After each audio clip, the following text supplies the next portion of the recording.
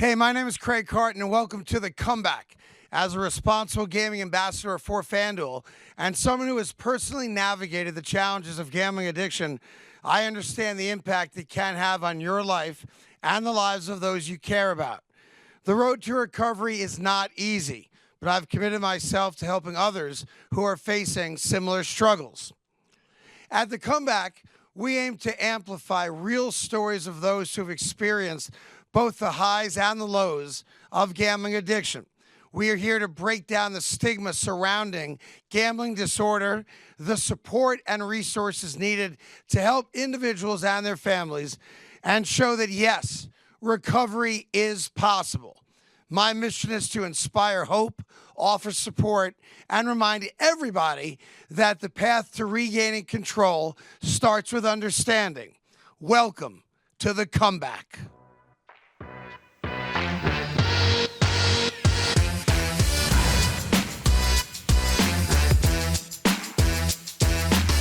Hey there, and welcome to another edition of The Comeback. I'm Craig Carton. Thank you so much for joining us. The reason we do this show is to humanize gambling addicts like myself, and I'm thrilled to have Patrick, another fellow gambler in recovery, with me. Patrick, thank you so much for joining us. Craig, appreciate it. Thanks for having me. All right, let's get right into it. How old were you when you were first exposed to gambling before it became a problem? 5, 6 years old. My dad was a big-time gambler, so I saw that as a kid. You know, growing up, I was in that environment. My sister and I all the time as kids. What type of gambling was your dad doing? Like the ponies, cards, sports? It was mainly sports. You know, it was football and basketball games, college football games, NFL games, NBA games. Right. You know, with friends, and obviously it was done much differently back then, but that's what it was. So when you look back on it now with the clarity you have, was that a way that you and your dad bonded? Totally. Yeah. We that's really the only connection we had was me, the sports that I played, and being around gambling and betting on sports. That was So, I mean, we're talking like elementary school. So gambling was like a part of your life, like eating eggs for breakfast. Yeah, I mean, my dad, when he would win a big bet, I share this with student athletes today. When he won a big bet, he'd flip me $10, or he'd flip me 20. You're like, that's so cool, right? You see your dad? That was exciting. Yeah. Yeah. How old were you when you started to gamble on your own? It wasn't until college that I really got into it. I didn't gamble as a kid, right? Really? You know, it wasn't really. I was around it all Right. the time with my dad, but I didn't really start gambling until. I mean, I played poker a little bit in high school, but that was Right. about it. And did you, when you first started gambling on your own with your own money, do you look back on that now and go, I knew right away I had a bug for it? Yeah, because for me growing up and sports was part of my life. I had that competitive fire, Right. competitive. I was wired that way. So the closest thing I could find to that was betting on sports, you know. And I just so I gravitated towards that. And give me an idea, how quickly did it then become a regular part of your college life and young adult life? Quickly, you know, I started out, for example, with $50 bets with friends, you know, with campus bookies and Right. that sort of thing. 2 years later, those $50 bets were $5,000 bets. Right, and you can't go back. It's hard to explain that to people. Right. When you bet 50, okay, it's 50. When you get to 150, you can't bet 50 anymore. When you get to 500, you can't bet 250 anymore, and it gets progressively worse. It's a progression, you know, and I always refer to it as there's a tipping point to this, right? You get to that point where you're chasing those losses, and like you said, you can't go backwards. You know, if you're 20 grand in the hole or 30 grand in the hole, you've got to bet more to get. How did you fund the gambling? Back then, I didn't have a lot of money back then, but it was through work, and you know, I just credit cards, Right. you know, Right. Max them out if you have max to. them out, you know. But as we progress, you know, I started up my own company, and so as we can maybe get into, Yeah. have a little bit more access to money. All right, so before you start your own company, you start gambling, let's say late teens, early 20s. How quickly did it become an everyday thing? It took a while. You know, did. it wasn't an everyday thing back then because we didn't have all the access. So it wasn't as Okay. easy to get my bets in, right? Right. So, you know, it was probably a 3 or 4 day a week thing back then, you know. Okay. And then as you had access to more money when you started a company, then it became easier to gamble, or you just got more interested in gambling because all of a sudden, man, I got money in the bank. I might as well use it on gambling. I had access to money at this point. At that point, I'm now betting through illegal offshore books. Right. And so I was betting daily at that point, because it was easier to fund the accounts, to get the bets in, access to them. Yeah, it's like, well, what am I going to do with this? And, let's turn 20 grand into 40 grand. Right. I mean, it's easy to do. Right. It wasn't a matter of if, just when. Yeah. So it's funny to me. So you have money coming in legally through a company. You have a job, and you're spending a lot of your time now wagering more money than you should, obviously. At what point, when you look back on it, is there like that defining moment when things went from, all right, I like to gamble, all right, I gamble more than my buddies do, now I'm gambling and it's the only thing I think about? Sure. There were many junctures, right? I think the one that really sticks out to me was sitting down with clients. My first real big project as a business owner, I was a general contractor, right? Landscape architect. Right. Sat down and we signed a big $80,000 contract for a job, and they handed over a $40,000 deposit check to me. Drove to the bank and convinced myself that I could borrow 20 grand and Right. turn that into 60. That was kind of the point where I knew in my head, hey, you're crossing a line here. So you started to rationalize the irrational. I'm going to pay it back. It's only 20 grand. I'm going to do the work anyway. Nobody will ever know, right? Because we Right. create this scenario in our head. Well, I'll just double or triple this up. I'll Right. get it back in the bank. I'll get this project rolling. Nobody's ever going to know the difference. Right. Of course, at some point, somebody does know the difference, or you get to a point where you're on full tilt and the 20 becomes 40, the 40 becomes 80, and now you can't pay the guys to do the job. And then you have the homeowner like me saying, yo, Pat, I gave you 80 grand. How come my house isn't fixed? Yeah, and that's inevitably what would happen. And it wasn't just one client. This was a circle of clients that I created, and we would start the project, and that's exactly how it would go. We'd get started, and then we'd do the demo phase, and all of a sudden there's a big pile of dirt in this guy's backyard. He's like, "What's going on?" Right. You know? Right. I have to ask, Yeah. obviously it's your company, it's your money, but people gave you money to do certain work. So obviously you're bordering on what's legal and what's illegal. Did you obviously go down the illegal path? I did. Yeah, and I started. Eventually, I would lose my business, and so I just changed my methods to get money. Okay. I started hustling. Kiting checks. We don't really write checks anymore, right? But we kiting checks to get money. Just hustling money, loans from people, and so that's when I started basically committing crimes to feed this. Right. When What did you say to yourself? How did you justify the illegal decisions you were making, which were going to threaten your freedom? Well, as you know, I mean, in my head, gambling had gone from my problem to my solution. I was looking at it as the only way out. Right. And so how I rationalize that, again, at that point, I'm in such a fog. I in my mind, the only way out is to get more money to keep gambling. Right. To dig myself out of this hole because I'm too deep. Right. Hundreds of thousands of dollars in debt. There wasn't a big enough job for you to get whole. The only way to get whole was win tonight's game. Win tonight's essentially. game. Turn that into 20 or 30. Right. Parlay that into something else. So how did you got caught? Someone busted you? Did someone complain? Yeah, we kind of chuckle, but it was a scary, man. It was a scary period of time for me because I'm married. I've got a little kid. We have a little son, and I'm living this lie. So I'm living in a constant state of paranoia. Stop there for a second. Sure. Give people who are watching this an idea. At the height of your gambling problem, walk me through a day. Oh.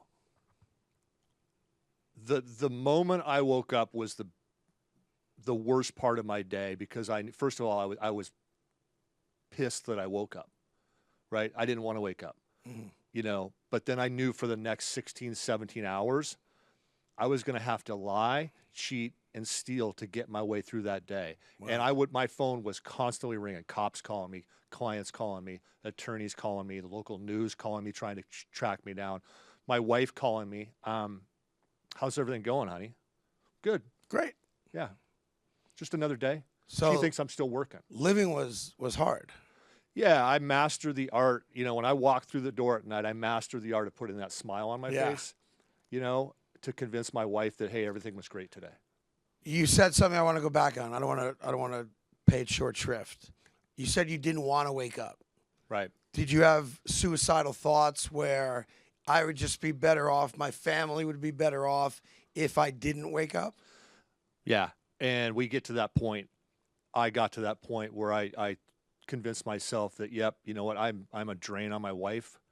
She didn't know I was gambling. She knew there were issues, to be sure. Right. Couldn't pinpoint it.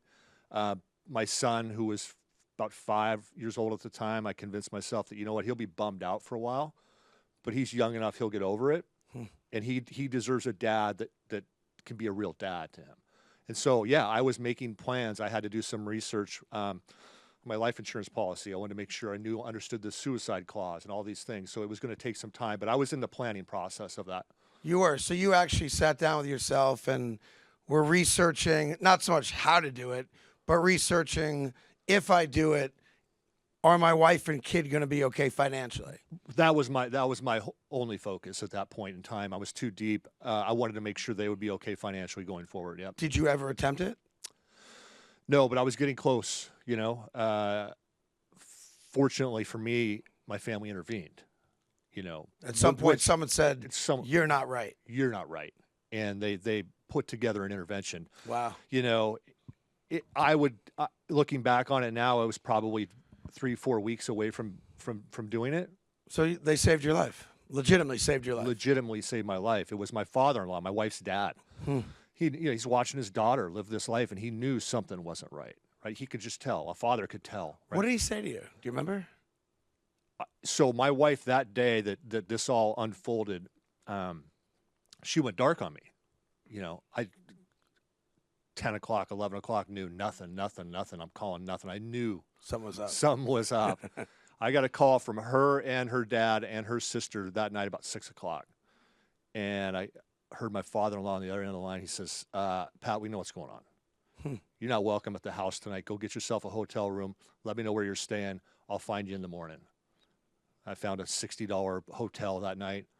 Got a call from my father-in-law the next morning. Told him where I was. He met me, came down, got me. No words were spoken. Took me into this house around a corner. Look around the corner, my entire family's sitting there staring at me like, what in the hell have you done? Right? What have you done to this family? Right. And they had no idea at the time of the scope or the magnitude. Right. They couldn't possibly. Because No, you live a lie for a long time and you become great at it. That's one of the aspects of being a compulsive gambler. And it's the one that brought me the most shame. You become, by default, a world-class liar. You just do. Professional liar. Yeah. Which is one of the worst parts about it, because the rebuilding of trust does not happen just because you go, all right, you got me. Yeah, I got a problem. You know, how do I go get help? Now it's like, how long have you been lying to me? What else did you lie to me about? And that's a very tough pill for, especially a spouse. You know, kids get over it at some point, especially a 5-year-old. But it's very hard for a spouse, a father-in-law, to get over it. I wonder, when you walked into that house and now you know the jig is up, was there any sense of immediate relief where you could at least process, and maybe not in the moment, maybe you can look back on it now and you can recognize certain feelings that I'm sure were mishing around, where I can stop running, I can stop hiding, I can stop lying. They know, thank God they know. 100%. That was one of my best days. I knew there were going to be some tough ones coming up. For sure. You know, as things unfolded and my wife and family discovered what was really happening. But that day, walking in there, yeah, there was a sense of, wow, right, I don't have to live this nightmare, this daily nightmare any longer. Did you gamble at all after that intervention? No. So that was really the moment, that day, cold turkey, bang, I'm done. Done. I wanted to be done. You know, did. I wanted to be done. I just couldn't, you know, I was chasing my losses. But like I said, I was ready to leave this world. Yeah. You know, I was done with it. There was no coming back from where I was too deep. So that they presented me, the way I view it now, they presented me with a lifeline, an opportunity. Sure. I jumped at it, you know, but that was a difficult day too, because I sat there and I listened to each one of my family. I don't know if you've ever been a part of an intervention or friends. Not of that scope, no. Yeah. So, you know, you listen to the pain that they tell you. This is what you've done to me. Right. You know, and I sat there and I took my lumps. You know, and then I got on a plane. I was put on a plane to Minnesota that day, and I was You went to rehab. treatment. Yep. Yeah. Sadly, at the time you went, and I went to rehab back in 2018. There was only 3 of them: Minnesota, Arizona, and West Virginia. If you wanted actual inpatient care for gambling disorder, there was only 3 places you could go. You went to one of them, obviously, the one in Minnesota.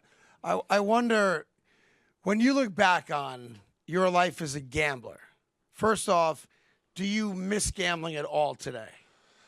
I'd be lying if I didn't say that I get that thrill sometimes, you know, like especially in March Madness. Sure. You know, sitting in a sports book or whatever. I mean, we all do it from our phones now, but still that environment, I miss that. Yeah. You know, my dad and I, we talked about my dad earlier. That was even later in life before he died. That was still our only connection. We would go down to Las Vegas or Reno and sit in a sports book for 3 days, you know? So I miss that. I'm glad you said that. I know we're coming up against having to say goodbye to you. But, you know, when people ask me about gambling, if I tell the truth, which I try to do, not every memory I have is a bad one. There are some memories I have of gambling which were awesome. And I think if we're going to tell our stories, like, you have great memories with your dad who's no longer here. And it's okay to talk about those memories as well without glorifying the addiction, the bad decisions, the law breaking. Not every aspect of your gambling was a negative one. It just wasn't. No, I mean, those were fun times. Right. You know, before it became toxic, before it started to really destroy my life, you know, it was, I have those memories. Was there a bottom of the barrel moment prior to the intervention? Was like the night before some crazy scenario or story, or did you not really have that? This was my last night betting and it went so south. Thank God I had an intervention. Well, I mean, there were really 2 of them for me that will stick with me till the day I die. One was out of desperation, and I walked into my son's bedroom one day when he was 5 and drained his piggy bank. He had like $9.50 in there. I had no money, needed to get some gas or something. He did chores around the house. We'd give him 50 cents or a buck. He was proud of that. Sure. I walked in there and took it from him. That's something that'll stick with me till the day I die. The other one was my last bet, February 1st of 2015, the Super Bowl. Okay. You might remember the Seahawks were playing the Patriots. Yes. I had a lot of money on the Seahawks to win that game straight up. Wow. 1 yard line with Marshawn Lynch in the backfield. He's sitting there. Give me the rock. Give me the rock. Yeah. And I mean, to this day, like I'm watching that unfold in like slow motion. Yeah. And I've watched that video replay a few times, and it's still like you're literally 3 feet away from winning a significant wager. And in my mind, that would have been my comeback. Right. That would have solved all your financial problems, right? It wouldn't have. But no, but in your head, but in a way, I look back on it now, it's probably the best thing that ever happened to me. Yeah. Before I let you go, and obviously I could talk to you at length. Sure. You know, these stories go on and on and on. We only have a limited amount of time. I think it's all important while we talk about the negative aspect of gambling for you and for me. There is a flip side to it, and it's recovery. And it's what life is like for you. You're coming on 10 years now without wagering, so congrats on that. Very proud of you for that. It's a major accomplishment. Walk people through just how much easier life is for you today as it was compared to February 1st, 10 years ago. So the mental headspace that we get back, right? I was living, like I talked about, in this fog. We live in this fog where we're almost detached from reality. Yeah. So I can walk through a day in the life now with clarity, transparency. I don't have to think about my lies and remember what I told this person because they may talk to this person, because I'm not telling lies. Right. Right. I can Life's easier just on that alone. It's not a daily grind, you know, and doing what I have a platform now like you. I get to share my experience in the hopes of helping others. Yep. Man, that's rewarding. I should mention Patrick works for a company that's very close with FanDuel called Epic Risk Management, and part of your responsibilities is going on college campuses and talking to young adults about the potential dangers of legalized wagering. Yeah, it's Epic Global Solutions now, but it's pardon me. I know the name changed. Yeah.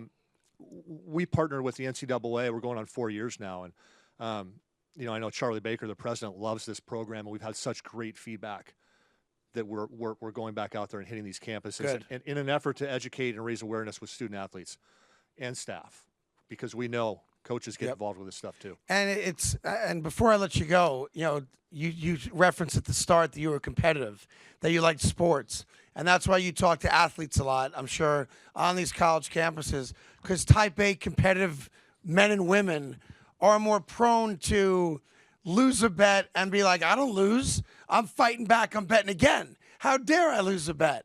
And that mindset is what, unfortunately, sends a lot of competitive people down the slippery slope that I went down and you went down.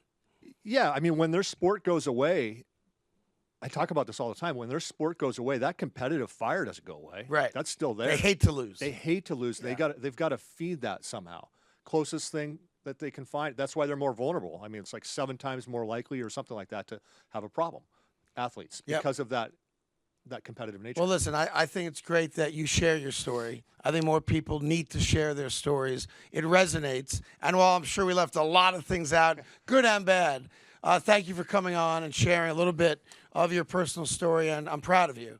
And you need to hear that as well. And the fact that you've now dedicated your life to helping other people is awesome. So thank you so much for doing it with us. All right, Chris, appreciate it. Thank you very much, and thanks for having me. That's Patrick, and this is The Comeback. Hey there, it's Craig Carton. Listen, the NBA playoffs are about to get underway, so if you're choosing to bet on some playoff hoops this year, make sure you have a plan. And that's why I'm here to share a few tips to help you stay in control of the way you play. Number 1, always play within your financial means. Not that guy and not that guy, your financial means. Meaning, set a budget that you know you can afford and always stick to that budget. Set a time limit. Don't spend all day on your phone. You're no fun when you're on your phone. Also, never chase losses. And here's another one. Never, ever, ever borrow money to gamble. And lastly, remember this, and this is paramount. Gambling should always be entertaining, fun, and social. It is not a way to make money. That's fool's gold. For more of the rules that'll help you out, go to FanDuel.com/playwell. It's totally worth it.